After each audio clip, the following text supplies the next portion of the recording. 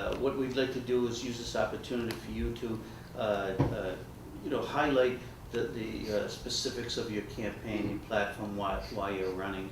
We'll get into some questions, but this is your opportunity to tell us what would a Steve Grossman governorship look like?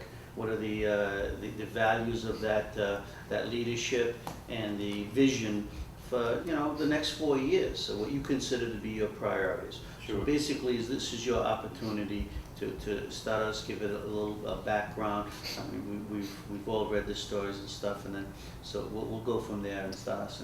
And have any of you happened to have seen the first ad we put up in Yes. television? You've all seen it? Yes. The 30-second ad that went up on Tuesday We morning? wrote about it. What? We wrote about it. Well, I know, but Yeah. we get a lot of people in the room. So the ad was basically an ad that says, who do you want to be your next governor? Do you want a career prosecutor, or do you want a proven jobs creator? And then it tells in 30 seconds a story about lifetime of leadership in business, running our own family business for 35 years, how I took those principles into the treasurer's office, how we used the small business banking partnership to make credit available, and then basically the tagline is Steve Grossman, the right choice for a tough economy. And that, to me, if you want to, really the old expression, you never get a second chance to make a first impression. For a lot of people, in a campaign, even though we're 7 weeks from yesterday is the primary, a lot of people really haven't yet focused on this race. It's the summertime. We've had a lot of candidates. The field was winnowed down at the convention. So I think people are basically saying, who are these candidates? What are they all about? Who are you? What do you stand for? And what's the kind of leadership you're going to provide in the state? The question you asked at the outset. So I'd like to just go back in time a little bit, because I think when people who are in politics or people who aspire to political leadership make promises, it's not a bad idea to keep those promises. People remember when you make promises. It's not just editorial pages, remember, and newspaper publishers remember, citizens remember when you make a promise. So when I came here, and I've been in this room before, and you've been kind enough to visit with me before, I made some commitments to the people of the state. I said, first of all, as state treasurer, as the chief financial officer of the state, my commitment is to fiscal discipline and accountability every step of the way. Because no matter how big your vision is, and no matter how many new ideas you want to implement, don't tell the people of Massachusetts you want to do something unless you're prepared to tell them how you're going to pay for it. Because those are just political promises that people know aren't going to be kept. So I made some promises. First of all, I said we're going to put the state's checkbook online.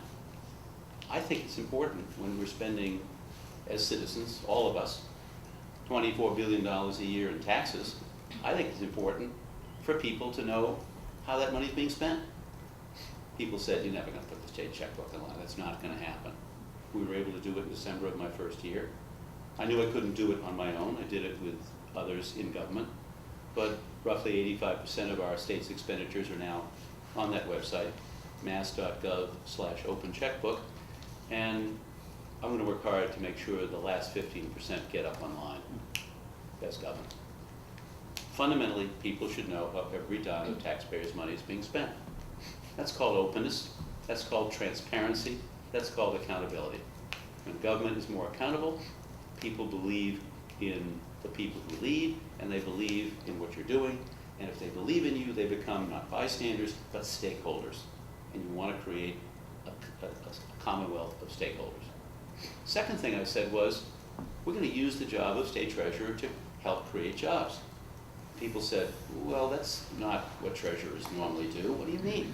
I said, well, I ran a business for 35 years. How did we grow the business 8 times under my leadership?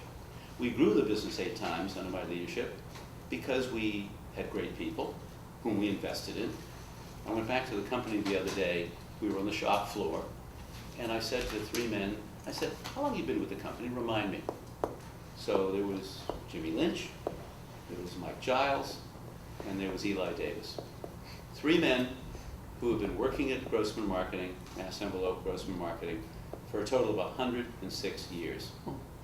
each one of them came to the company, and it's basically the only job they ever had. It doesn't happen much anymore. But if you invest in people, if you provide the resources they need, if you give them good benefits and a good income, and can enable them to live a good middle-class life and provide for their families, they will give you back productivity, craftsmanship, loyalty, all the things you want out of a 21st century workforce. That may sound old-fashioned, but it's a winning strategy. What do you think, speaking of that, what do you think about the market basket situation? I can relate directly to what they do, because here is a CEO, Arthur T. DeMoulis, who ran the company for many years and who believed that rather than necessarily sending $300 million in terms of a cash payment back to the shareholders, that he would rather invest in the people in the company to make a great company. He bought property. Because their costs of doing business are lower, they're able to give lower prices. And the consumers who go to Market Basket know that they've got great quality. I mean, the four fundamental principles of successful businesses are what? Great service, great quality, great value, and professionalism. If you give people those four things every single day, they'll be customers forever. I don't care whether you're the Owl Diner, the dry cleaner, a technology company, Grossman Marketing, or Market Basket. So they invested in people, and they created immense loyalty. So should the company bring back Arthur T? Because many of your colleagues in the political field have gone out on a limb and said, you know. I think the company is frankly on the ropes right now. Mhm. It's a great company, one of the great companies if you look at it by any measure, sales, market positioning, third most significant company of its type in this region. But I think if you lose the loyalty of your customers, I mean, the word customer is a pretty important word. You can call them readers of the paper, whether they're reading the physical paper or online, whether they're buying envelopes, printing, promotional products, or whether they're buying groceries. We all sell a commodity. You sell the news. You sell access to the news. We sold a printing, marketing, communications product. You can buy that 20 other places. So the question is, why do people come back to you or to me or to Market Basket? Service, quality, value, professionalism. If you undermine the basic trust that exists between those who run companies and those who work in companies, that's a fundamental kind of relationship. If you break that apart, then you risk breaking apart the relationship of trust that exists between the customers and the company and people. Should they bring back Arthur T? Well, that's, you know, Let him answer the question, Ken. look, I don't run that company. That's the pathology of that company has been well known for decades. And it's easy to sit here in a conference room and say, they should get together and sing Kumbaya. That's never happened. But you look at, my mother is 92 years old. My mother still works 2 days a week in our family business, okay? And my mother always said, if you want to keep the family together and prosper, don't fight about money. You'll disagree. My father and I were partners for 25 years. We never really had a fundamental disagreement in 25 years. My father said when I came back as president of the company, he said, Steve, you run the company, I'll support you every step of the way. He says, I want to continue to be treasurer. He says, I want to be able to write the checks. But he said, you're the president of the company, we're partners, take the company whatever direction. We used to sit and have bagels and cream cheese and coffee every morning that I was in the business. My mother says, don't let money ever divide you. We know the story, I don't have to tell you the story, you know the story, every detail about the death of one brother and what happened, 51 and 49%. You have to be very, very thoughtful and savvy not to get into those situations that create problems. This company is on the ropes right now. And if this company stays in the ropes and they lose their customers, those customers may not come back. I don't want to throw you off track, but I was going to say, should a governor get involved, or is there a way a governor could get involved in something like this where it might impact the regional economy? I mean, if this was a Fidelity, I'm sure Governor Patrick would probably be involved if they're thinking about leaving the state. But in a situation like this, is it good leadership to probably try to work on a compromise, or should you stay clear? I think look, I don't think you can stay on the sidelines as a governor because this is a company with 25,000 employees. This is a company that's located right in the heart of a region that is working hard to come back and to create a 21st century vibrant economy. And Market Basket is a key ingredient in that. I mean, how many companies are there in the Merrimack Valley that have a larger number of employees than Market Basket, right? So I think a governor, while he can't necessarily say, I want to come into the conference room and see if I can make peace between you, I don't know that that's the role of a governor. I think there's something here which allows the governor to say, or allows somebody in public office to say, look, find a way to treat those men and women with respect and dignity, try to find a way to treat those customers with respect and dignity, get the shelves stocked again, because if we start losing business to Hannaford or whatever, Hannaford, the last time I looked, was a company that's headquartered in Maine, that's going to take economic vitality and energy and money out of the pockets of people who need to spend that money to buy groceries, to buy shoes for their kids, to pay rent, to pay for their meds. So it is a critical issue here. If it was a small company with 20 employees, maybe the economic engine isn't there. But this is an economic engine with almost $5 billion in sales, and I don't think you can sit on the sidelines and say nothing when an economic engine is threatened that could affect the whole region. That'd be my sort of fundamental principle. So promises made, promises kept.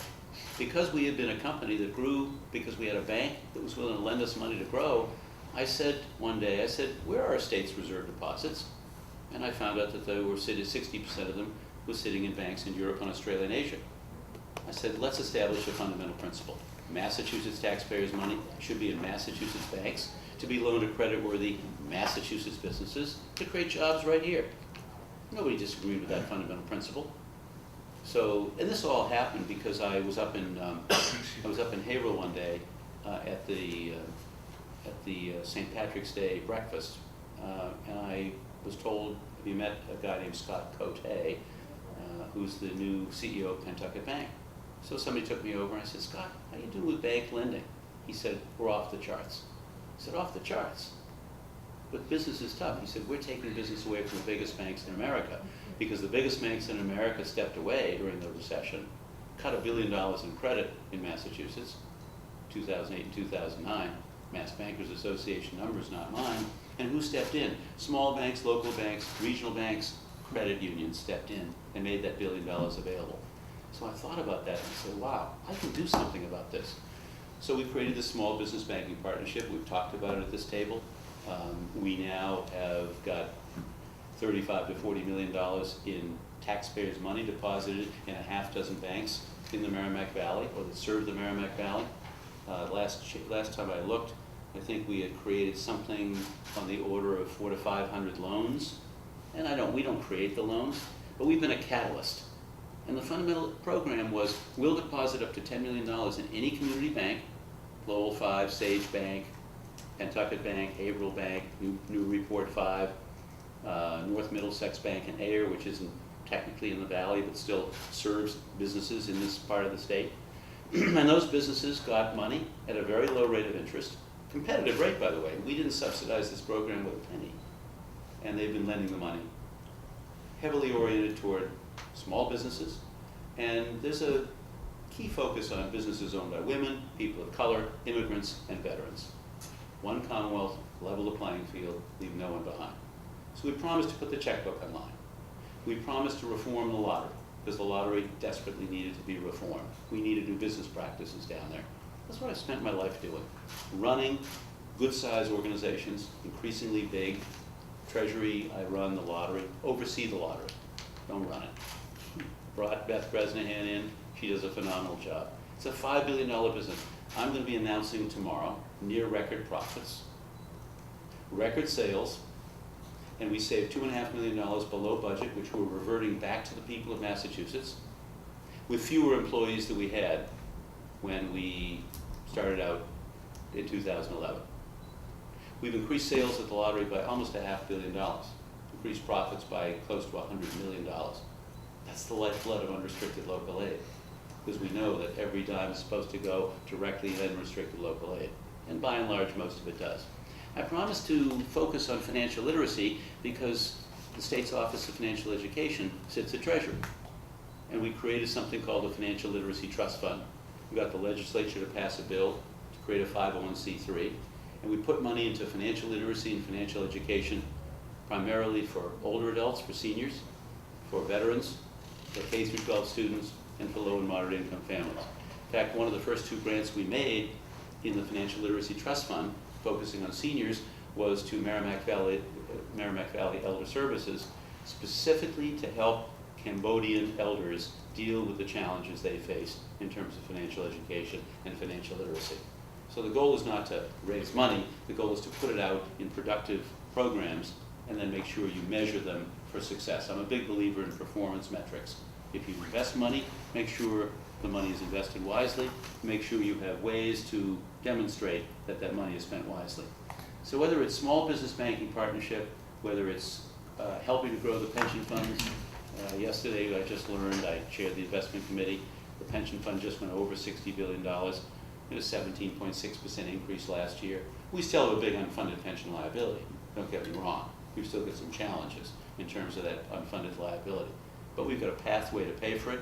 I urge the legislature to significantly increase the line item in the state budget so that we would pay as we go and put more money into the budget. What is the liability? It's 20, almost, it's a little shy of $30 billion. Yeah. But the point is, because we have dramatically increased the line item, 10% in 2015, 20% in 2016, 20% in 2017, that's the 3-year plan. And because we're exceeding the 8% goal that we have to invest the money, and because we've done a significant amount of pension reform was overdue. And I know some people objected vehemently to pension reform. They said it's going to hurt us, etc. But the governor and I stood together with the Speaker and the Senate President the day before I was sworn in, and I said pension reform is something we need to do. And we've done $5 billion of pension reform. Would you do more as governor? I would look at it. I don't think pension reform is something you ever say, done, over, we should never do anything more. We reformed our healthcare payment system, where now we've saved cities and towns over $200 million. That's come right back into cities and towns and helped municipal budgets. That was something that needed to be done. The legislature did that. But pension reform and reform of employees or retirees' health benefits, those are the 2 ticking time bombs. Those are the 2 things that are dramatically and underfunded, and we need to recognize that we've got to deal with both of those. Pension, the pension is one, and health benefits is another. So I guess the fundamental point I would make is this. I believe that I'm ready to go 1 floor up from the 2nd floor to the 3rd floor and walk into the governor's office next January. And I believe I'm ready to lead on day 1. I think the work we've done at the Mass Clean Water Trust, at the state pension system, overseeing the state's board of retirement, overseeing the lottery, and overseeing a whole series of other things in state government. We've sold last year $3.1 billion in bonds. We did the first ever green bonds ever sold in America. No state has ever sold green bonds. Why? Because we're investing in green technology and clean technology, and the whole point of all that is that we are making the state cleaner and greener and creating a huge number of jobs. I believe that climate change is a real factor, but I also believe that if you can create an environment in which clean technology now has created 80,000 jobs in 5,500 companies, and it's growing at a rate of 12% a year, which means it'll double every 6 years, even if that rate slows down, you're still going to create another 80 to 100,000 jobs in green technology and clean technology over the next 10 years. That is a huge growth opportunity. And right here in Merrimack Valley, you are well positioned to take advantage of it. Why has it been so difficult for the treasurer to make that trip upstairs to the 3rd floor? I mean, you've clearly, you have a great sense of the fiscal situation in the state and all of that. How come that the state treasurer it has tried many times, and I don't think it's happened very often, if at all. I don't. Only once. Yeah. Okay. And what Well, what makes you different? Why are you going to be the one that breaks the glass ceiling of treasurers? Well, you've got more than one glass ceiling, because one treasurer became governor. To the best of my knowledge, no attorneys general have ever become governor. So there is this kind of built-in ceiling for all down ballot constitutional offices. They generally don't make it. Who's You the think- treasurer? Yeah, I'm trying to think. It certainly wasn't Crane. No. No, who was it? Who was the treasurer? Tobin. It'd be Foster Furcalo. Oh, Oh, really? oh, yeah. Wow, let's go with Foster Do first. you know that, Kenneth? Republican. So you have to be. Didn't work for his campaign. Yeah, obviously, The he treasurer's was a office. Democrat, but you remember the race. The race was an interesting race. There was an attorney general, very popular attorney general from Malden, who died and had a massive heart attack in the middle of the race. I think in the middle of the primary. His name was George Fingold, and he died somewhere in the race, and then it was pretty much over. Many people think George Fingold would have been governor had he run all the way to the general election. So, for me, look, my biggest challenge is name recognition. I'm known by roughly 60% of the people in the state. The people who know me, this is going to sound a little self-aggrandizing, but based on our polling, the people who know me like me. High favorables, low unfavorables. But when 4 out of 10 people don't know you, you've got to find a way for them to get to know you. Which is why putting an ad on television, first out there 7 weeks before the primary, and being on television and trying to tell a story, along with the grassroots army of activists that made 4,000 door knocks last weekend and makes thousands of calls a day. We've got to use a combination of media and old-fashioned politics, organizing. I mean, we won the nomination of the Democratic Party, which is actually more valuable than most people think. When you ask people who know that I won the endorsement of the Mass Democratic Party, who are you going to vote for, I actually do better than the Attorney General does. It's just only 40% of the people know that.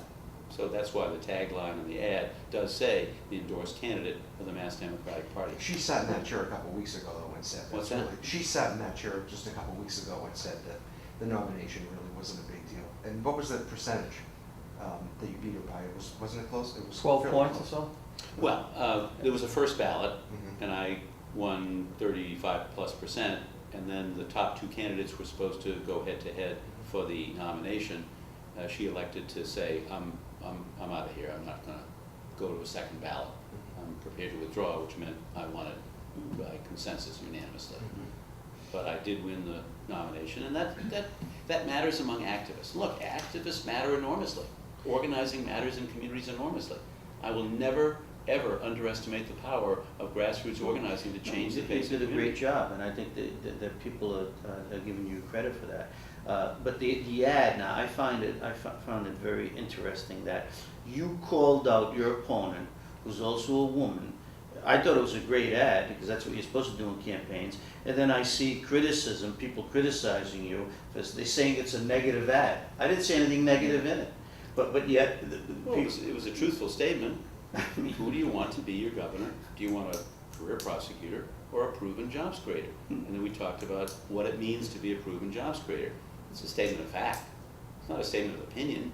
It's exactly what she's been. Look, I have not hesitated to be critical of the Attorney General when I felt that she deserved to be criticized. It was interesting. the partners deal, you were critical of that, the partners deal? Well, as I learned, look, I think the Health Policy Commission and Stuart Altman are pretty smart people.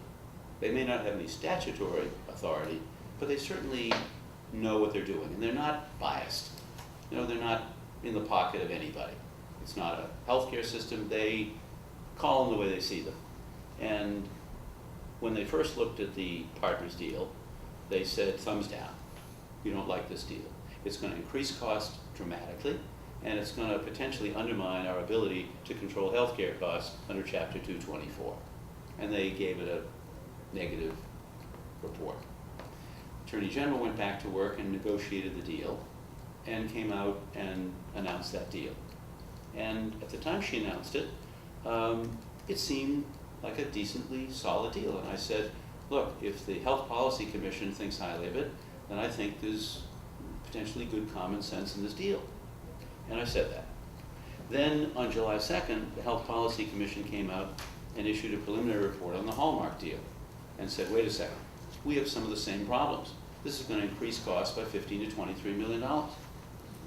We want to reduce costs, reduce premiums, and increase competition. I'm a huge believer in maintaining the independence of community hospitals. I think that community hospitals play an enormously important role, not only in the quality of health care in local communities, but also in terms of the energy, vitality, and economic strength of local communities. So whether it's on the South Coast with the 3 hospitals that are down in Fall River, New Bedford, in that area, or whether it's up in the Merrimack Valley, I'd like to see as many of our community hospitals stay relatively independent. Affiliate when certain medical conditions need to be treated by a hospital that has more technical skills, but the vast majority of medical challenges that people face can be treated either in a community health center, for which we have 285 of them in Massachusetts, locations, not individual ones, but about 50 of them in about 285 locations. 900,000 people in Massachusetts use community health centers as their source of health care. And most of those conditions can be dealt with without hospitalization. And if it's not the community health center, it's the local hospital. So I want to see our hospital strengthened. More market power, more predatory pricing capability means less competition, higher rates long-term, and if we can't deal and get our arms around the fact that 42% of our state budget is now healthcare oriented, it's crowded out almost everything else we want to do. I mean, think about, look, I just quickly this morning said, why am I so optimistic and why am I so bullish on the Merrimack Valley long-term? Is it based in fact, or am I just saying that? So I said, what are the assets of the Merrimack Valley? And what can a governor do to take those assets and help those assets grow? So I took a look.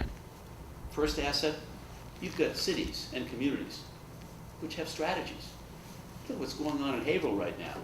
I mean, Jim Fiorentini has revolutionized planning and zoning in Haverhill and getting money to invest, and you're seeing fundamental changes in downtown Haverhill.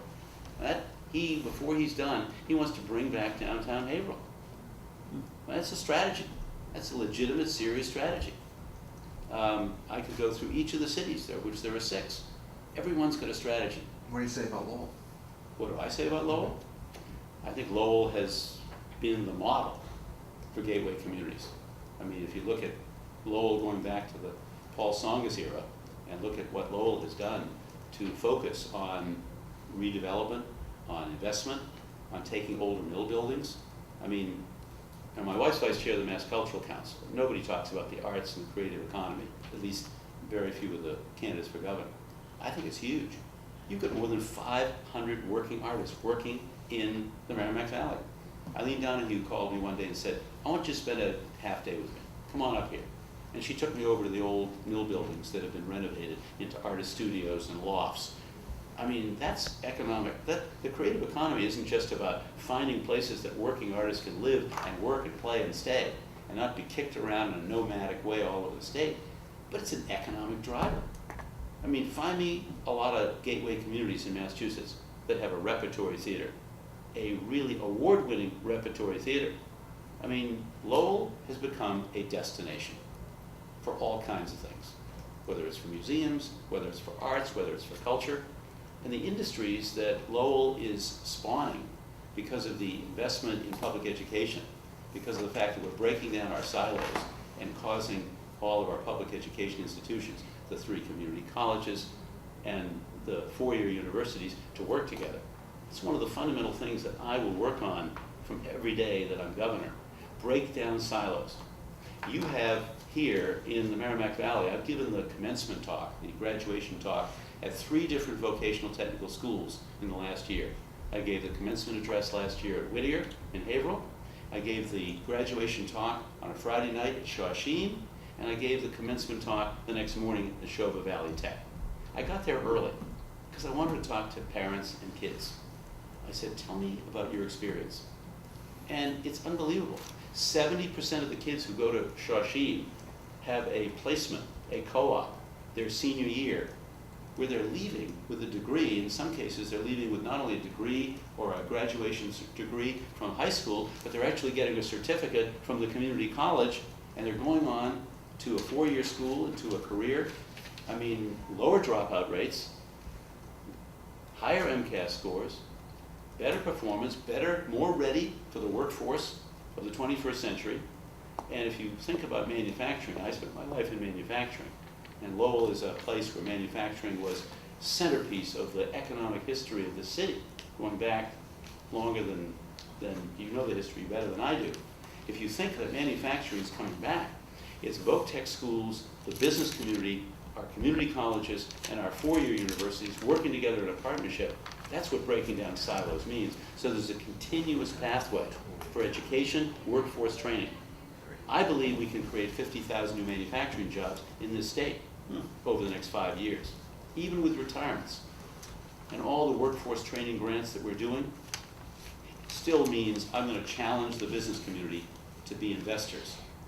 There's not enough 21st century equipment in the voc-tech schools. The Perkins grants are declining.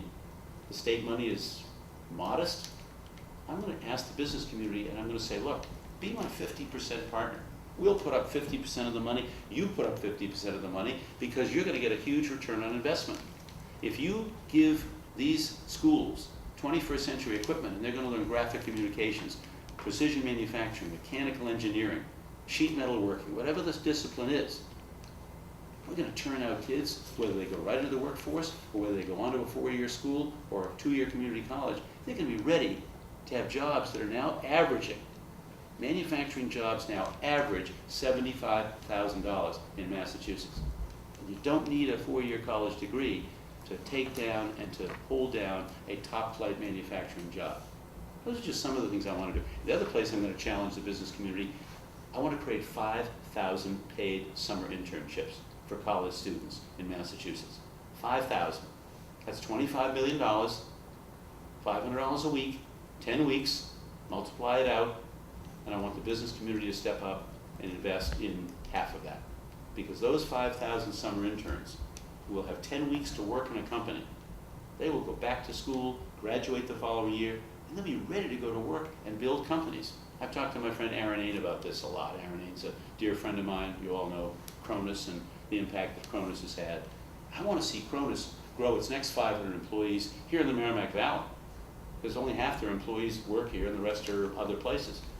I want to compete successfully for the young people to stay here in Massachusetts, and I want the companies to feel that they've got a good, steady workforce, well-educated, well-trained, diverse, to stay here in the Merrimack Valley. That's how we built the long-term history of this valley. But I look at the cities with a strategy, I look at voc-tech, public colleges, I look at the banks and the credit they have available, plentiful credit. Banks are in better shape than they've been in recorded history. Banks have tons of money to lend. They're in great shape, very low delinquent loans. They've got money to lend, and it's small businesses. And immigrant entrepreneurship is a critical ingredient in all of this. It's not just entrepreneurship, and I was over at the Sandbox recently with David Parker and some of the folks over there listening and learning and seeing what they're doing. It's not just entrepreneurship, it's also immigrant entrepreneurship. Because immigrant entrepreneurship built this state over the last 400 years. It will build the Merrimack Valley, and it is a critical factor. We've got to do everything we can to make sure those young people are educated, trained, and given the tools they need to succeed. Okay, you know, you're a businessman. You hire people. These are all great sounding ideas. But then, you know, we have leaders come in from business groups, and they say, okay, you know, they weren't against increasing in the minimum wage. They really weren't against it. They just said, you know, when is the state going to start thinking of the employees? They wanted that piece, the unemployment, you know, unemployment insurance reform, which has been long overdue. They were just asking for something like that. And then we hear about, you know, they're thinking globally now. They're not thinking about just Massachusetts. They're not a Massachusetts-based company.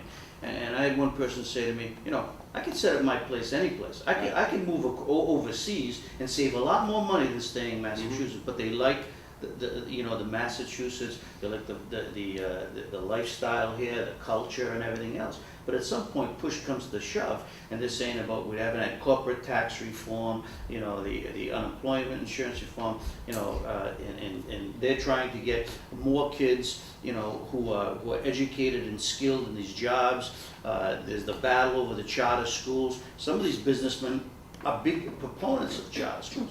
They like the public school system, but they want to give more choice, more vocational education. They say, why isn't Massachusetts expanding vocational education? There's only so many vocational schools in Massachusetts, and yet there's a waiting list. Well, you put your finger right on it. So all these things are good, but then no one's looking at the below the surface, why these things can't get done.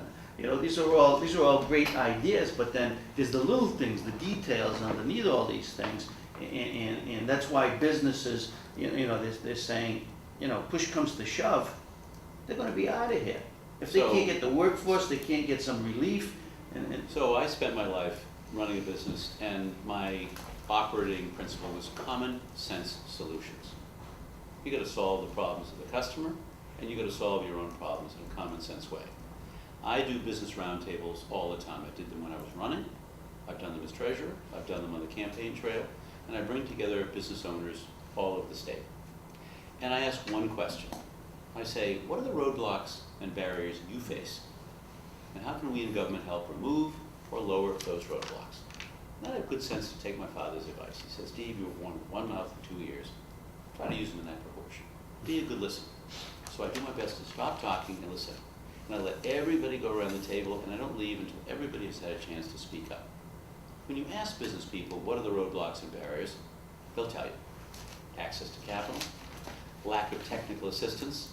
They'll say, gee, you know, I've got a great idea, but I don't know how to put a marketing plan together. I don't know how to put a cash flow statement together. And we need to do a better job at providing, and we're doing a better job to our community colleges and to our four-year universities at providing that technical assistance. We've got a small business development network around the state that people can go to. People talk about the cost of health insurance.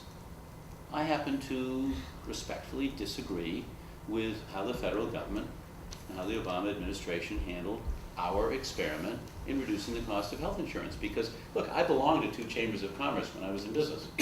Somerville Chamber, Boston Chamber.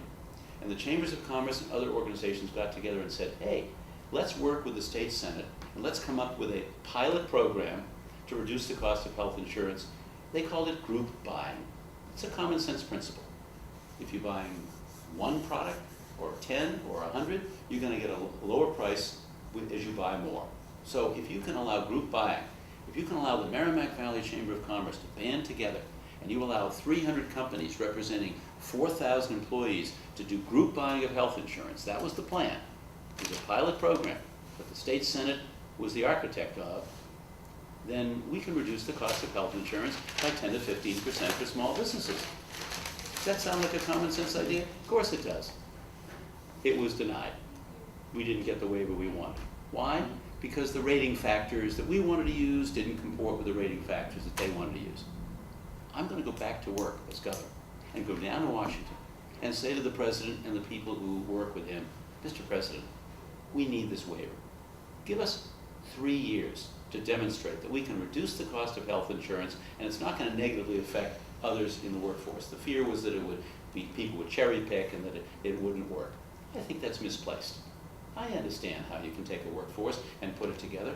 You can't afford to leave some people out, accept some people in. But this is something we could have done. It was a common sense solution that would have reduced the cost of health insurance. So whether it's capital or technical assistance or whether it's permitting and regulation, I mean, we need to fundamentally take a serious look at our whole approach to permitting, regulation, zoning. I understand local communities need to have some engagement and involvement. You can't run roughshod over local communities and say, we know better than you do. You can't do that. And we're a state that has always been very, very fiercely protective of local control. But there's some kind of a balance that can be struck between local control over zoning and a solution that will serve the best interests of Massachusetts. And it all came together. I mean, I love to use examples. You know, rhetoric is a great thing, but let's use concrete examples. Mass development has created a business model to accelerate permitting and regulation that is superb. I met with Marty Jones, I know what it looks like, and it all came together at Devon's with Bristol-Myers Squibb. Because Bristol-Myers Squibb could have gone anywhere. They could have gone to Texas, North Carolina, Switzerland, anywhere they wanted. How many people do you think wanted $1 billion of investment and 800 to 1,000 new employees in healthcare and life sciences? Everybody wanted it. They went to them and said, if we have you permitted in 60 days, will you come here? They said, absolutely. Because they wanted to be near Boston. They wanted to be near Cambridge. They didn't have to be in Boston and Cambridge, but therein lies kind of our long-term strategy. You've got some amazing opportunities, I think, in life sciences and biotechnology in the Merrimack Valley to piggyback on what's going on. As long as you're within the catchment area, and I mean, people think Lowell's a long haul, Lawrence is a long haul. It's around the corner from Boston, right? You mean Boston in 35 minutes if you time it right. So Bristol-Myers Squibb ultimately went to Devon's, and they're finishing up the $1 billion of investment with 800 to 1,000 employees. And that's a game changer for North Central Massachusetts and that whole area. Well, it isn't, it isn't. Well, You know, it has to be expanded. It can't just be Right. these Devonses that Right, get I all, agree. because they're siphoning businesses. Businesses have left Leominster to go to Devon's because they can, you know, they get better deal. They get a better deal. And that's hurting some of those communities. This thing has to be expanded. 8 years I ago, agree with you. DeVal Patrick was saying the same thing you are. I'm gonna make permitting easier in this state. He hasn't done it. Well, look, How come he hasn't done it? Look, I give DeVal Patrick high marks on a number of things. Most notably, when DeVal Patrick was faced with the worst recession in 75 years, and people said, Governor, hunker down, we're going to be in a 10-year recession, he said, no, I believe in Massachusetts, and we're going to invest. And $1 billion in life sciences and clean tech and green tech have been key ingredients in accelerated job growth. We have the highest rate of job creation since 2000 last year. But I acknowledge that North Central needs help. But one of the areas that North Central needs help, and this is a little controversial, you know, when people disagree with me, I sometimes say, well, remember what Ed Koch once said. He said, if you agree with me on 8 out of 12 issues, vote for me. If you agree with me on 12 out of 12 issues, you should see a psychiatrist. Great line. So I was up in Gardner one day, and I said, why isn't Gardner treated like a gateway community? Yeah. Answer, because it doesn't have population between 35,000 and 250,000. It qualifies on economic grounds, it qualifies on educational grounds, but not on population grounds. I said, well, let's leave the Gateway Cities program in place because it's critical, and I believe in it, but let's not leave out Gardner and Athol and Orange and Greenfield and North Adams, just to mention 5. Create a parallel program. And we need to continue to invest because I believe with every bit of my knowledge, intuition, and having been a business owner in Massachusetts all my life, I believe that as the gateway communities of Massachusetts go over the next 10 years, so goes the Commonwealth. We've got this explosion of entrepreneurship. We've got incubators in almost every one of our gateway communities. There's a new incubator at Framingham State University, which WorkBar helped to create. You've got the Sandbox here. You've got it. They're all over the place. They won't all survive. They won't all succeed. And North Central needs a strategy, which is why I got to tell you something. And this may be something we'll disagree about, but the business community is almost unanimous in its belief that the full investment in the way forward, the 21st century transportation package that the legislature, the governor have put together, is critical for the long-term health and well-being.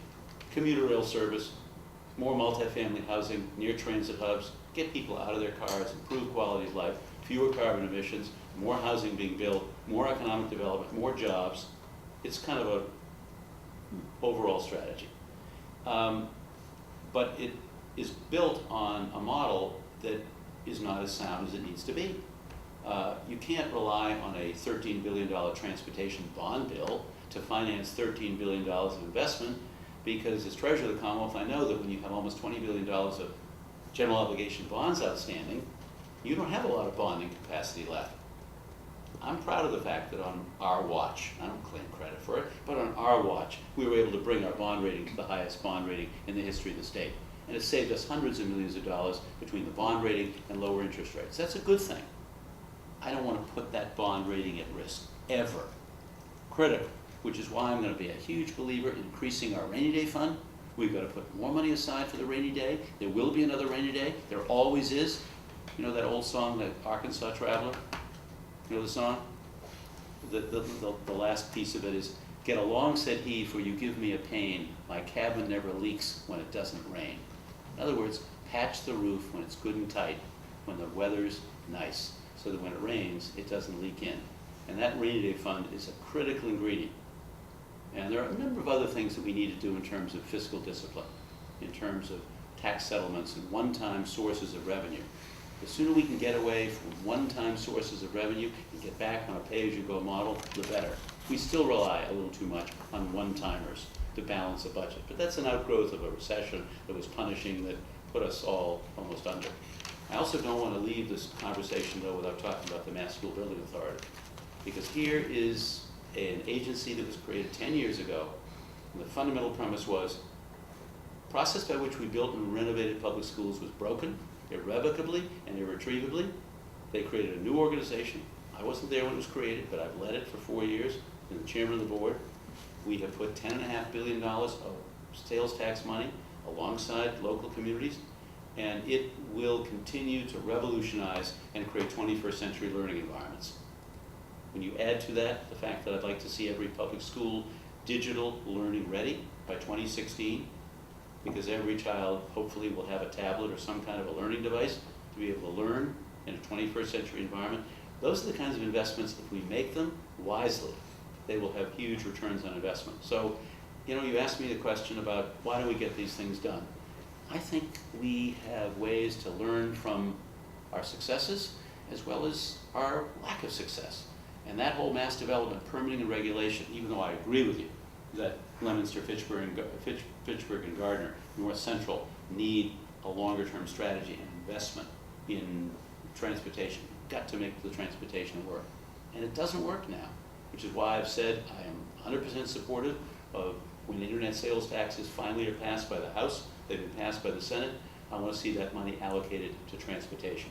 Charlie Baker, he'll say, I'm sorry, I don't agree and I don't want to see the indexed gas tax. I get why Charlie says that. I get that he says that it's about transparency and about having the legislatures take a vote every year. But frankly, let's look at the numbers. The gas tax today is 24 cents. If inflation increases by 3% a year, 5 years from today, the gas tax will be 27.8 cents. Still be probably second lowest to New England, second only to New Hampshire. They're pretty close to us. So the legislature, if it has to vote, if the voters vote it down, it'll happen. I trust the voters. They'll make whatever decision they think is right. But I think fundamentally that if we can find the resources using internet sales taxes and allocating them to transportation, use indexing of gas tax and the other monies that the legislature provided through 3-cent increase in the gas tax and other mechanisms that they use, we've got to fully fund that. The business community will not invest long-term in Massachusetts unless they believe we are prepared to invest in 21st century transportation infrastructure. Rail cars, deferred maintenance, RTAs, and that also holds true for North Central. We've got to integrate North Central to a far greater degree in a 21st century transportation mode to give people the quality of transportation. What would it mean for people living an hour from Boston, instead of getting in a car and traveling an hour and a half each way in traffic? What would it mean to people to have a newspaper, a cup of coffee, a flat screen TV, and a dependable ride? That should be part of your platform. Everybody should read a newspaper. You heard what I said. I didn't say read it online on their handhelds. I said read a newspaper. But you touched on a lot of things there. We've got 2 projects. You're aware of the Hamilton Canal District right across the street here, the project? It's over here. Where the judicial center, the courthouse. That I'm familiar with. Okay. Now, that judicial center is considered key to that, to the health, wealth, and prosperity of the downtown. We need that built. a lot was put into that idea. And yet, Governor Patrick has basically said he's gonna leave it up to the next governor to fund it. He's already put in $8 million preliminary work. The state senator, Eileen Donahue, got $15 million for the rotary that's gonna go around it. So the state is spending this money, and yet, there's $100 million in the capital bond bill that was approved. But you know, the governor's still gonna release that money. He's never released that money. He says he's gonna leave it up to the next governor. So now, we're asking everybody, do you believe in that project, and are you gonna fund it? Look, as I said, for the 4 years in which I've been treasurer, every time I come to Lowell, which is often, and the people who show me around, whether it's the city manager, whoever it happens to be, said, make sure that when you're governor, you make this a top priority, because this is a centerpiece. This is a engine of economic growth, not just because we're going to put people to work to build the thing, but because it absolutely is going to have a catalytic effect on the whole downtown area. I mean, that's, and look, other things are happening as well. I mean, things that nobody would have anticipated. You think 10 years ago anybody anticipated that Riverwalk would have been built over in Lawrence? I think anybody would have ever imagined that somebody would have come along and had the temerity to buy 2.5 million square feet of space and to renovate it, and there are now 200 companies there. I was over at Selectria. I was talking about green tech and clean tech. I was at Selectria over in Lawrence recently. Unbelievable what they're doing over there, making inverters. I mean, they're going to be one of the world's leading manufacturers of inverters for solar technology. Now I understand that Sally Poli has come over here and made a major investment in Lowell and a whole linkage to the transportation center over there. So, I mean, people are investing money. I mean, if somebody asked me, where can you make the biggest return on investment over the next 10 years if you are a patient investor, I would say you buy real estate in our gateway communities, virtually every one of them that you think has a good strategy for economic growth, development, and understands where it's going long term. And that'll pay off. That's a good point, and we've talked about this also for years, you know, and it's not only Lowell. Everybody wants to be concentrated in Boston, but there have been reports written about the congestion there, and the more people and businesses that go there just drive up the costs. Okay, you're adding to the you know, to a lot of you know, environmental issues as well as some social issues. And you say, you know, why aren't more of the gateway cities from Springfield to Lowell to Lawrence, I mean, why aren't they being pushed? See, it's nice when people talk the talk, but you got to walk the walk, and there's got to be some plan. You know, you've got 70% of the state concentrated on the eastern end, and you know what? There's nothing wrong with the Berkshires either. And Pittsfield, they're close to New York, they're close to major thoroughfares and stuff, Hartford and everything else. But it seems like everybody wants to concentrate everything here in the Boston area, and housing prices keep going up. It gets harder and harder for families, middle-class families, to make a go of it. So it just drives everything else. Let me tell you a story that basically, I think, demonstrates exactly Did what we you... get the marijuana dispensary centers, you know? Chelmsford doesn't get it, Dunstable doesn't get it, Groton doesn't get it, you know? Air got it. Yeah, they got it. Well, yeah, that's the first thing, that they're hailing it as the best. Five jobs. So let me tell you a story, a brief story that really doesn't relate to Lowell, but relates to the point that you're just making. There was a group of German business owners from Hamburg who came into the State House 6-8 months ago. And the governor was busy, so they asked me to welcome them. And they had a little ceremony. And then afterwards, a man comes up to me and he said, "Hi, Mr. Grossman, my name is Bodo Liesenfeld, and I'm a business owner from Hamburg." I said, "Welcome to Boston." He said, "Actually, you should welcome me to Massachusetts because I'm about to build a manufacturing facility here." I said, "Tell me about your business." He said, "Well, I manufacture windows, precision windows for construction." And he said, "And we're making all the windows we can make in Germany. We're running round the clock. And I decided I wanted a manufacturing facility closer to my markets. Northeast is one of my principal markets. I looked all over the Northeast. I thought about Vermont, other places, and then I met the folks from Mass Development. And they said, "Bodo, we've got a building for you, and we can put you in here and let us take you out there." They took him to Chicopee. Now, I don't know the last time somebody created 150 manufacturing jobs in Chicopee. I think it's been a long time.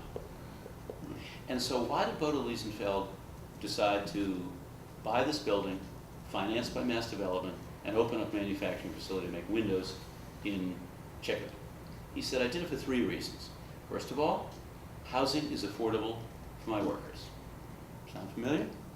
That's true of almost every one of our gateway communities. Number 2, he said, manufacturing is in your bones. He said, Massachusetts is a place where manufacturing is part of your DNA. You have pride and you make high quality products that are exported all over the world. And that's true. There are different products that were made 50 years ago, but it's still true. Third, you've got a wonderful new vocational technical school that you just built in Springfield called Putnam. I'm familiar with that because, you know, Mass School built it, paid 80% of the cost, $130 million investment. I've been through that. I've spoken at the dedication. And if you go through that and you talk to the teachers and the kids and the parents, that's why there are waiting lists for VocaTech schools, because parents of 8th graders know that if they send their kids to a VocaTech school like Shawsheen or Neshoba Valley or Whittier, just to mention 3, not to mention Greater Lowell or whatever, those kids are going to get a great education. They may not go into sheet metal working long term, but the point is, if you want to create self-respect and self-esteem among young people, if you want to give people pride of knowing that they can do something superbly, whether they go on in that discipline or not, send them to a VocaTech school. They're going to learn English, they're going to learn history, they're going to learn math, they're going to spend a week on and a week off. I mean, Charlie Lyons has done an amazing job at Shawsheen, and that's why 70% of those kids have co-op placements. I'm a huge believer in experiential education. So Bodo Liesenfeld said, housing, I got financed, you have manufacturing in your bones, and you've got a VocaTech school that has told me that they'll give me a steady flow of workers to help make windows in my factory. That sounds familiar. That's a strategy that works in Haverhill, it works in Amesbury, it works in Lowell, it works in Lawrence, and it's working. I mean, if it could work on the Riverwalk in Lawrence, it So could work Mass anywhere. Development actually pushed them in that direction. Well, he was interested in knowing where might I go to make, and he wanted to be near Trent. I mean, Yeah. 91 and Mass Sure. Pike is a particularly good place to be. Chicopee is you could throw a baseball if you're a good ball player Right. From Chicopee to Yeah, Springfield. don't they do something with baseball? Don't they make some products there? Out in Chicopee, I thought they I did. think so. Spalding was out. yeah. Yeah, Spalding. Spalding was there. Steve, that's a great program, but how do you carry it out if you don't get by this primary? If you know what? You don't get by the primary. Well, I get by the primary by narrowing the gap between myself and Martha Coakley. Look, I happen to think that fundamentally, what I want to be able to say to the people of Massachusetts over the next 7 weeks is, she's a prosecutor. She's a career prosecutor. Fine, well and good. I don't take that away from her. She's been the Attorney General, and she's been a district attorney before that. It's not a criticism, it's just a statement of fact. But her rhetoric and the reality don't match up. I've heard her in some speeches say over and over again, Deval Patrick and I came in 2007 ready to grow the economy, but Wall Street crashed the economy, stole our money, and whatever. Well, that's just not accurate. Deval Patrick campaigned to build a strong economy. That's what governors do. Attorneys General, when's the last time you ever met an Attorney General who campaigned to be Attorney General as a job creator and as a leader in economic development? It's just not what happens. Warren Tolman isn't doing it, Mara Healy's not doing it. They're talking about what do you do as Attorney General to make the state safer, to reform criminal justice, to deal with all the challenges we face. So I'm going to make that case to people. And I'm also going to do it in interesting and imaginative ways, and you've just seen one example of that up on television. I know I've got to play catch-up ball. I know I'm coming from behind, but plenty of people have come up. I have a dear friend named Joe Sestak. Joe Sestak went to Annapolis, went into the Navy, and ultimately retired as a 3-star admiral. He ran for Congress against Kurt Weldon. He was behind by 55 points when he started. Some things happened along the way. What happened? He got elected to Congress. Then he decided to run for the Democratic nomination for Senate against Arlen Specter, who had switched from Republican to Democrat. He was 27 points behind Arlen Specter when he went up on television. At the end of the day, he beat Specter. Lost to Toomey in the general, not the point. Joe Sestak, by the way, is going to come in and endorse me because, so you see, there are certain groups of voters with whom I have a very strong and close relationship. Veterans, older adults, small business owners, diverse communities. We've done a lot of work. I'm very proud of the fact that the day I was sworn in as treasurer, I stood up in front of the people of Massachusetts and I said, number one, we're going to hire the best person for every job, because frankly, I think we've all had a belly full of the probation scandal and a belly full of people saying, hey, my next door neighbor's daughter just graduated from college and she needs a job, can you help her? If the governor himself called me and said that to me, I would say, Governor, put it in writing. We don't take those calls anymore. We changed our hiring practice as a treasury before the state did it legislatively. I said, we're going to hire the best person for every job. I said, and hiring is also going to reflect the diversity of the society in which we live. 35% of the people we've hired are from diverse communities. And if you came with me and sat around the table with new employees at Treasury, which I do, and meet every new employee as best I can, you'd see an amazing group of people, motivated, want to serve the people of this state. You can motivate people to do extraordinary things with their lives if you empower them. You know, I think you're a pragmatist because you share a lot of our common values with fiscal conservatism, with finances. You've done a pretty good job. And this is tough. Run a Democratic primary where it seems like, you know, the party, you got to play a little to the left to get those are the people who vote in the primaries and stuff. But the big problem, you know, I see is that some Democratic governors are just afraid to think sometimes out of the box once they get in there. They don't want to buck the trend. They don't want to go against you know, the popular thought to think of a long range thing. And I only say this, you know, we've asked this of all the candidates. I mean, has government gotten too big? I mean, like this DCF thing. What about a balance, a new way of looking at things? What about third-party vendors who then the state manages them? Because we got to hold them accountable. We can't even hold ourselves accountable. We're getting bigger. We're throwing more money with no solutions after the same old. I mean, Deval Patrick, to his credit, gave them $3 million more. First the caseload was 25. They wanted it to 21. They went to him, said, we want to get it down to 21. Then we have all these problems. Now they want 18, 15. And yet, people are saying, you know, people say, gee, what did they solve?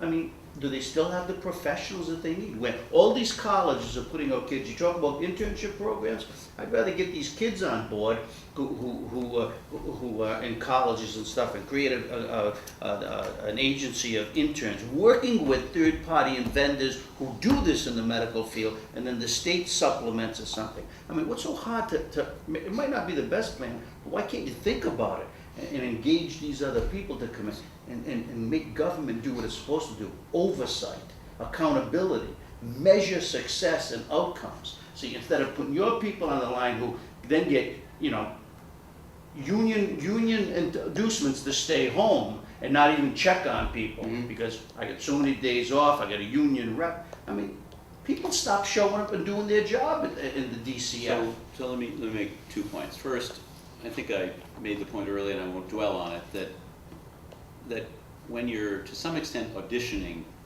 for another job, when you're trying to convince people that you are the right person for the bigger job, the job of Chief Executive Officer, I see the job of governor not only as the person who carries the hopes and dreams and aspirations of every person in the state on his shoulders, just as a certain amount of that, but you're also the chief executive of the state. You run a state with 85,000 employees. You run a budget that's $36.5 billion. And you got to be held accountable for that every day. That's what elections are all about. And so, coming to the point that you made, I agree with you. One of the reasons why, and I've been to some extent involved in it with administration and finance, with Jay Gonzalez and with his successor, Glenn Shore, we are moving in a direction which is called, quote unquote, pay for success. It's only started to be implemented. The first contract that was issued to an organization in Chelsea called ROCA. ROCA is an organization that deals with the toughest group of young men that you can find, 17 to 24-year-old men who have been involved with guns and gangs and drugs and violence, and they've all, or most of them, been incarcerated. And so what has Molly Baldwin done over the years? Molly Baldwin has developed a program to take those young men, to bring them in, to insist that they show up every day, because you gotta be on them every day. It's like what Mike Ash has done out in Hampden County with recidivism rates to lower them. You've got to be on those ex-offenders, those people who've been released from release. She's with them every day. She trains them, she educates them, she places them in a minimum wage job, she oversees them, she gets feedback regularly. The net result is that she's been able to reduce recidivism by close to 50%. It's an extraordinary program. Molly Baldwin, Roca, and Chelsea. Also now in Springfield, Mike Ash, the sheriff, and she combined. Why do I tell you the story? Because they just cut a deal with the state called Pay for Success. They got some funding for some foundations and for some investors, and the state has agreed to pay them a performance bonus of $27 million at the end of 6 years if they are able to reduce recidivism by what they have promised. Guess what happens if you don't reduce recidivism by what you promised? You get nothing. Zero performance bonus. That's the way it is in the private sector. If you don't deliver the goods, if you're the CEO of a company and you don't deliver the profits or the return on investment, you don't get your bonus. You don't get paid. At least you don't get paid the performance bonus. So to some extent, this is a business-like model dealing with one of the toughest issues out there, recidivism rates among young men. We spent over a period of time $284 million on incarcerating these young men. It's over a period of a few years. If you can reduce that by 50%, you're going to save dramatically above $100 million. Dramatically above $100 million. So is it in the best interest of the taxpayers of Massachusetts to spend $27 million at the end of 6 years in a pay for success performance bonus? If you're going to realize a benefit to the taxpayers of well over $100 million? Of course it is. We're all smart people. We understand return on That could serve as a investment. model for a lot It of is absolutely a model, and I can tell you right now, when I become governor, the pay for success model will find its way successively into a whole series of parts of government, because I believe in performance metrics. I believe that if you can't measure it, you can't manage it, and if you can't manage it, you can't lead. And those are precisely the kind of innovative approaches to government that are going to give people a sense that, well, my taxpayer dollars are actually being spent wisely. They're not being dissipated. Finally, the state pension fund.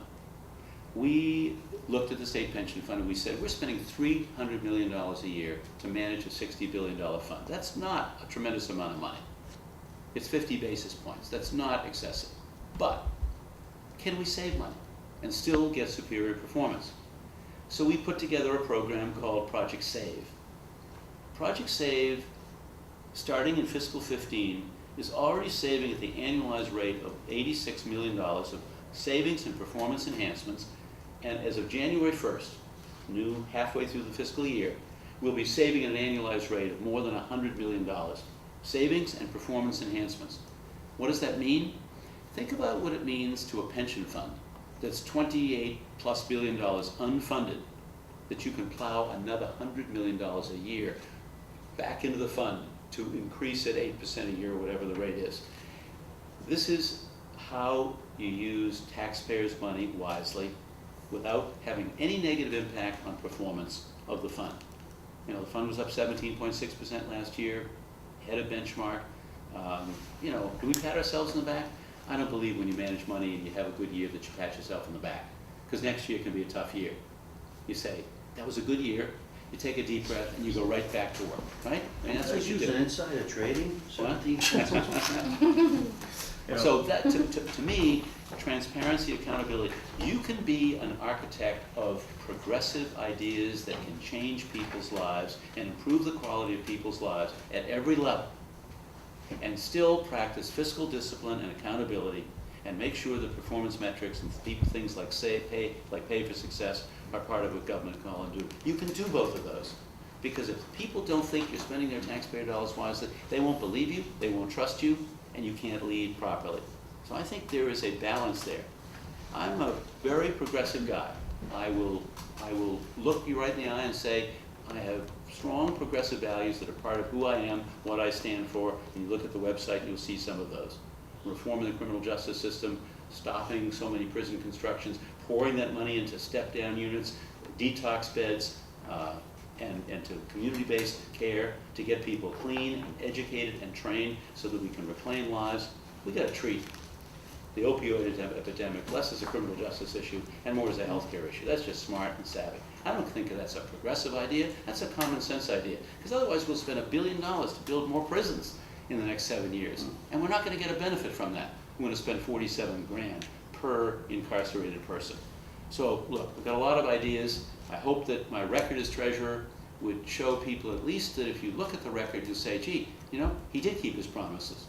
And if he keeps the promises he's made as a candidate for governor, when he's governor, he'll be able to build a strong, vibrant future that leaves no one behind, that particularly focuses on gateway communities and gateway-like communities as the centerpiece of a long-term, quality-oriented, manufacturing-oriented environment.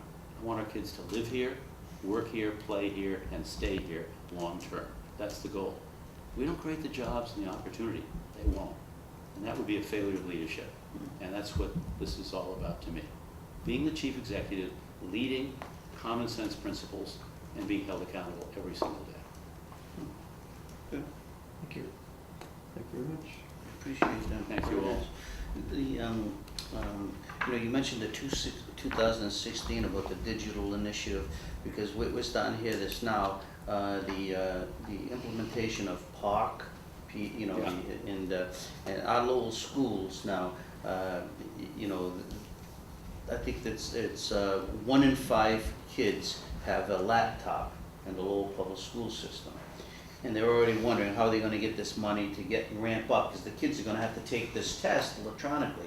And we've got 14 schools now that are pilot schools starting this next year, and they don't have enough computers. Did you know that, Kendall? So, I mean, once again, you know, 85% of that school budget goes towards salaries. I mean, they don't have much disposable income. And already, the city is just given more money than it's given in years. You know, they're raising their net school spending, and still they're $2 million in the hole. So it's just amazing that the federal government and the state are mandating these tests, and they're not backing it up with any money for the schools. It's just, I mean. Well, we've gone down the pathway of unfunded mandates way more than we need to have done. I mean, if you're going to require that something happen, then you've got to provide, you know, some resources to make it happen. I mean, the jury's out on the park, and you're right, only a small fraction of schools in Massachusetts have the technology within the schools. We've got almost 1,800 public schools in the state, and not more than 15% of them are truly digital learning ready. So we've got a huge catch-up ball to play. We're playing catch-up ball in this regard as well. Look, we haven't looked at the foundation budgets. I mean, the governor's tried to put together a foundation budget commission to take a look at foundation budgets. I'm a big believer that this fight that has gone on for the last couple of years between the legislature and the governor is not a good idea around Chapter 90 money. I mean, that Chapter 90 money, that money for roads, to fix roads, should be in the hands of every city and town by April 1st, period. Because you can't let the contracts out otherwise. And how does it help to have the money in July or August? It doesn't.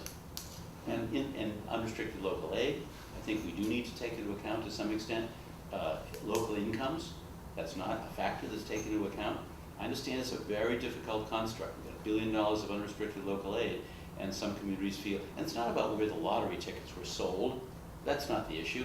The issue is, how do we treat communities that have low levels of economic attainment, and should there be a stronger component of unrestricted local aid to those communities that have suffered from and have a lower level of economic attainment until they can get that economic attainment up. So I'm interested in taking a look at that. I know it's fraught with all kinds of challenges, but those are the big issues that governors take on. Foundation budgets, unrestricted local aid formulas. You've got to look at those things and try to find a balance. The last thing is, I've been able to work closely with the legislature. I've been able to get things done. I've been able to pass laws to create, you know, the trust fund around financial literacy, to create a new program for pension benefits, lower pension costs for workers and nonprofits. I believe that the role of governors also getting things done means you've got to work with the legislature. because you can propose anything you want, but if the legislature doesn't go along with you, it's dead in the water. So I think that relationship is one that needs to be nurtured. And I think I've shown that I've got the patience and the skill to be able to manage that relationship in a way that serves everybody's interest. Did you see the Globe story today and the poll that they did about the immigration issue? The state, did you see that this Mhm. morning? Okay, so now, I interpret that differently, the Globe results. I think people in Massachusetts, because they said, boy, Massachusetts seems a little less moderate than we think concerning A little this. less progressive, you know. Yeah, and I think, no, Massachusetts people are starting to wake up to the fact that you're getting all these unfunded mandates. No one's answering the questions that we have, and I think they're getting sick and tired of it because their own kids are suffering in so many communities across the state. Holyoke, Springfield, Lawrence, Lowell, Chelsea, and if that poll was taken about just the communities that might be impacted, affected, the urban areas, that poll would have been 90-10, okay? Because I think people are starting to say, this is ridiculous. This is ridiculous. And it's not about being compassionate. It's about who's going to lift the boats, A lot of boats are still sinking and stuff. So I do support the governor's effort to try to stabilize what is an intolerable situation on our borders. Federal government has kicked the can down the road over and over again in irresponsible fashion on immigration reform. We all know that. We need immigration reform, whatever that's going to look like. And there are people who have proposed ideas. Whatever ideas they proposed have always been pretty much dead on arrival. I think people are concerned that somehow, even though the statement has been made that the federal government will pay for the entire cost of bringing in potentially up to 1,000 children, whether it's in Bourne or Westover, that somehow they're going to wind up footing the bill, and they know that there are a lot of challenges and problems in their own communities. But I do accept at face value the assertion that has been made that the federal government will pay for those costs. And look, immigrants have built this country. My grandfather was the second youngest of 13 kids back in 1900. He came here. Immigrants have been architects of all kinds of innovation, hardworking, imaginative, builders of communities all over the state. These kids are in desperate shape. They're alone. They're 3 to 17. They need shelter. They need to be able to play. They need to be able to go to school. And then they'll be processed. And as they said, some will be deported. Some will be given asylum. Some will be reunified with their families. And that's where people say, gee, the impact that's going to have on the local community could be significant, and we already have burdens. We've got to, the federal government has got to step up to the plate and reimburse the Commonwealth of Massachusetts and its taxpayers if they expect us to take on additional burdens. So where is the end game? I mean, you say they're going to be The end game is federal immigration reform. We've got to do that. So their parents are already here illegally, if they're going to be reunited with their parents, okay? So now, and all those, what about if a boatload of Italians come over, land on the Cape, and they say, hey, we've been subject to violence, we want to come in, and do we take them in too? I mean, and why should we discriminate against Italians or the Irish or anybody else who can make it to our shores? I mean, where's the end game? It just keeps mounting and mounting. Well, I don't know, family reunification, if a child age 5 turns out to have an uncle who lives in Lowell or Chelsea, and there's a legitimate family reunification when they process that case. I mean, there's a law that was passed in 2008 and requires that every child be given a hearing. There's some people who would like to repeal that, but right at the moment, every child gets a hearing and every case is looked at. That's why the President asked for $3.7 billion, because he needs more immigration judges, more immigration courts, because the caseload is overwhelming. So if we reunify a young person with an aunt or an uncle or somebody who is legitimately part of that family, I think that that's something that we've done historically over a long period of time. I understand the issues that you're raising, but I also know that these kids, these 3 to 17-year-old kids, are all alone. They've come from environments that have been rife with guns and gangs and cartels and violence and murder and unimaginable things that have happened to these kids along the way. So I think we've got to find a way to stabilize that situation, use the federal facilities that we have to stabilize those situations. It's a short-term situation, which hopefully we can deal with on the border, but it just cries out for long-term immigration reform, because until we do that, we're going to continue to have our borders with growing numbers of kids, and I just hope that Lowell and Lawrence don't end up But with it's- the gang members, But they, you know? well, but they will, because the gateway cities are still gateways, and so the uncle is usually in Lynn, or he's in Fitchburg, or he's in, you know, and that creates a burden on those communities. Superintendents are trying to figure out how they can educate every kid, you know, and it does create a burden. It's And if that's the case, I think we have a responsibility, and a governor has a responsibility to go to the president, to go to the federal government, and ask for some help to be able to underwrite the cost of doing that, because communities are burdened enough. Their communities are buckling under the weight of not enough local aid, not enough Chapter 70 money, and not enough resources for special ed and other We things. don't have laptops for our kids, they're And gonna be not taking a enough laptops test. to the kids. But I think the federal government is true to its word, and I understand the skepticism, because the federal government is not, I mean, look at the trust that people have in Congress. What is it, single digits now? Something under 10%? So people don't believe anything they hear from the federal government, or anything they hear from the Congress, and that is tragic. Look, on the other side, one of the things we know is that here in Massachusetts, we tend to get things done because we tend to work in a more collegial and collaborative way. Doesn't mean we get everything done, but we get more things done because we don't have that. because it's a one-party state. Well, I mean, That there's helps more too. collegiality when, you know, 80% of your, you know, think the way you do. well, again, common sense solutions to me is where it starts and where it ends, and a common sense solution to any of those issues is if the federal government is asking Massachusetts to bear a burden, they should underwrite the cost, but we should be there in a compassionate, humane way to deal with these kids and to take care of these kids, because that, to me, is the fundamental values and principles that this Commonwealth was built on and that the word Commonwealth is all about. Thank you, very good. Thank you very much. Thanks. Good luck. Thanks a lot. Thank you. You know what, this is. As always, Thank you very great much. conversation. Yes. Thank you so much. Pleasure meeting you. Thank you very much. Thanks. Good luck. Thanks.